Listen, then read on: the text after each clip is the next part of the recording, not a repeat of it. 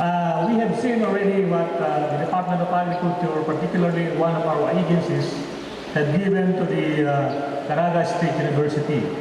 The first one is the one-head boer good with 35 heads upgraded goats for the university. We all know that there are three functions of the university: instruction, research, and extension. So maybe you could use that in all those functions of the university. And the other one is the John Deere tractor.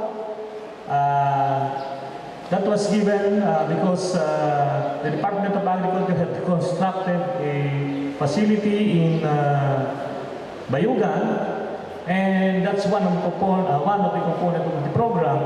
But we have given this to the Caraga State University for us to use in the development of our 232 hectares. We all know that the subsidy of the government when it comes to the state colleges and universities is going down. But we are allowed to do some income-generating projects for us to augment those meager subsidies of the national government.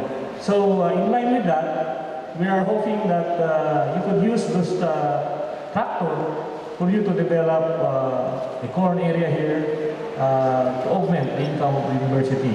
And another one is the two heads of the red Brahman bull and the one bull, Brahman bull for your use here.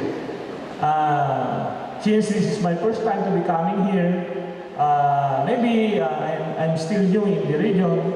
I've been here for almost 4 months, going 5 months. And since this is especially for you, this is my first time to be away with my wife. Since we got married since 1980, kailan ba ako na-Italy? 1988. No? And I'm very happy to be here because I met one of my classmates during college, Dr. Manny Nono, my batchmate at the Institute of Veterinary Medicine. So, yun na po muna ang aking masasabi. Mamaya na yung others.